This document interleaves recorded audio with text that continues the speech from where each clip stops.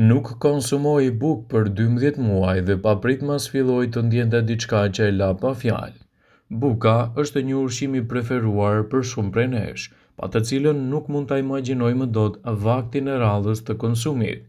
Po kështu, kur vjen në forma të ndryshme, disa prej të cilave janë të dëmshme për trupin në lidhje me shëndetin, ndërsa të tjerat meritojnë edhe shumë lavde nga vlerat që buka integrale dhe e zezë mund t'i jap për shëndetin tuaj.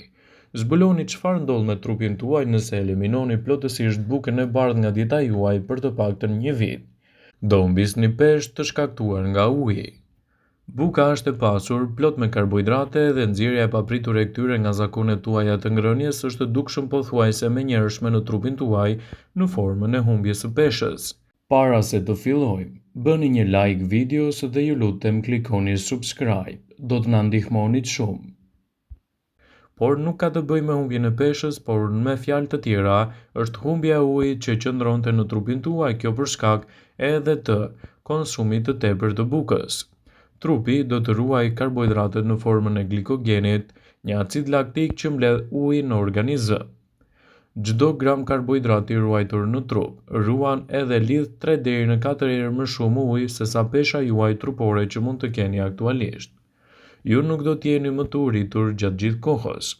Karbohidratet e përpunuara, siç është për shembull edhe buka e bardhë, bëjnë që trupi juaj të rritet shpejt edhe të rrisë gjithashtu edhe sheqerin e lartë në gjak, i cili më pas mund të bjerë shumë shpejt.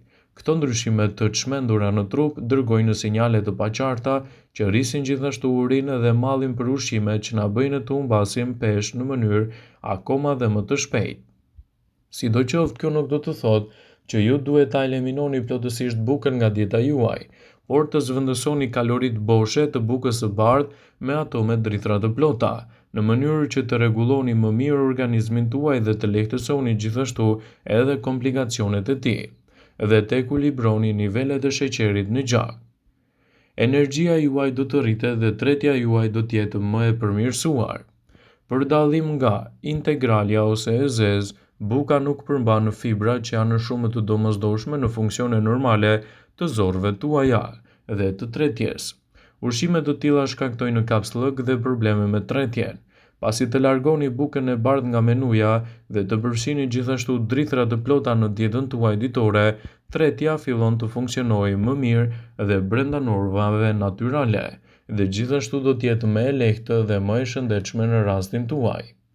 Pavarësisht nga efektet negative që sjell buka e bardhë, është një ushqim shumë i rëndësishëm që mund të konsumohet nga të gjithë njerëzit në të gjithë botën. Këto janë 5 probleme shëndetësore që mund të hasni kur hani bukë të bardhë me tepritës, sipas asaj që u raportua në MSN. Kapsllëku.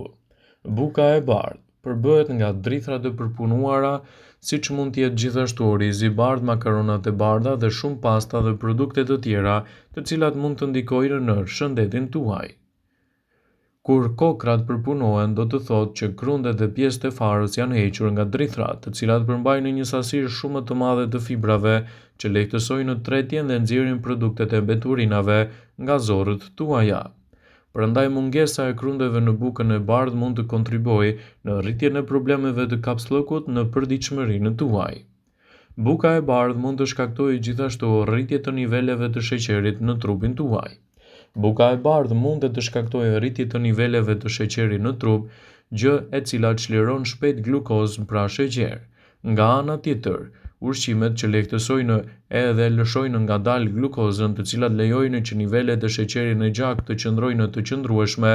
Nëse keni diabetin e tipit 1 ose të diabetit të tipit 2, ngrënia e bukës së bardhë me tepritës dhe të shpeshtë mund të jetë dëmshme për situatën tuaj dhe mund të çojë gjithashtu edhe në krijimin e problemeve të tjera shëndetësore, siç është rritja e papritur e sheqerit në gjak. Konsumi i bukës së bardhë me tepritës, sipas MSN, mund të shkaktojë gjithashtu edhe probleme me mbipeshën. Ndaj duhet të tregojeni të kujdesshëm me sasinë e bukës që konsumoni brenda vakteve tuaja. Një studim sugjeron se ngrënia e ushqimeve me indeks të lartë glicemik, të tilla siç është buka e bardhë, gjithashtu edhe ëmbëlsirat, mund të çojnë në rritjen e tepërt të urisë dhe nga ana tjetër mund të çojnë gjithashtu edhe në ngrënien e tepërt të ushqimeve jo të shëndetshme të cilat mund të çojnë në shtim të peshës. Një studim tregoi një lidhje midis ushqyerjes dhe rritjes së peshës trupore. Merrni parasysh kufizimin e marrjes së bukës së bardhë për të shmangur kështu riskun e konsumit të shumë kalorive nga trupi juaj. Konsumi i tepërt i bukës së bardhë në dietën tuaj të përgjithshme mund të çojë në irritime të lëkurës, të cilat mund të krijojnë edhe puçra të njëpasnjëshme. Sipas shoqatës së Akademisë Amerikane të Dermatologjisë, AAD, disa studime të vogla tregojnë se ndjekja e një diete me shumë sheqer mund të rrisë gjithashtu përkeqësimin e problemit të puçrave në lëkurë. Kur niveli i sheqerit në gjak rritet, trupi rrit prodhimin e yndyrnave që kontribojnë në acarime të lëkurës gjithashtu dhe krijimin e puçrave. Përveç kësaj, sheqeri i lartë në gjak mund të shkaktojë gjithashtu edhe inflamacione të saj. Ndaj, nëse jeni një person që keni probleme të shpeshta me puçrat e lëkurës dhe doni të shpëtoni prej tyre, atëherë sigurohuni të përzgjidhni dietën e duhur ushqyese me përmbajtjen e bukës ideale, sidomos sipas rastit tuaj. Buka e bardhë mund të shkaktojë gjithashtu edhe probleme me tretjen. Buka e bardhë përbëhet nga gruri që është përpunuar më shumë dhe gjatë këtij procesi humbet të gjitha fibrat të cilat ndihmojnë në tretjen më të mirë. Me fjalë të tjera, trupi nuk ka mjetet e duhura për të tretur bukën e bardhë duke e lënë atë të ngurtë, të patretur, që mund të krijojë gjithashtu probleme me kapsllëkun dhe rëndesë të madhe të tretjes suaj. Ushqimet me bazë brumit të bardhë, pra gruri i përpunuar, është shumë glicemik, që do të thotë se mund të lëshojë më shpejt glukozën në trupin tuaj. Dhe këtu mund të përjetoni rritje të papritura të sheqerit në gjak, kështu që mund të keni edhe veçorinë e madhe që të ndikojë drejt për së drejti në situatën tuaj dhe të shkaktojë në trup rritje të papritur të niveleve të sheqerit. Buka e bardhë, nëse konsumohet në sasi të madhe, mund të çojë në rritjen e peshës tuaj trupore, duke e bërë më të vështirë edhe mbajtjen e një peshe ideale, sidomos në pjesën e barkut.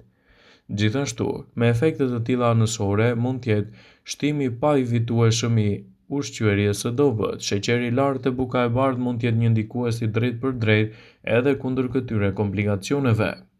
Riskun nga ishemia mund të rritet ndjeshëm nëse shtoni bukën e bardhë në dietën tuaj dhe këtë e konsumoni pa kriter. Një studim i botuar së fundmi në revistën britanike thotë se konsumi i lartë i bukës së bardhë mund të shkaktojë probleme kardiovaskulare dhe probleme të shëndetit tuaj. The BMJ citon se ajo mund të shkaktojë probleme të sëmundjeve kardiovaskulare si dhe goditje në tru dhe në zemër.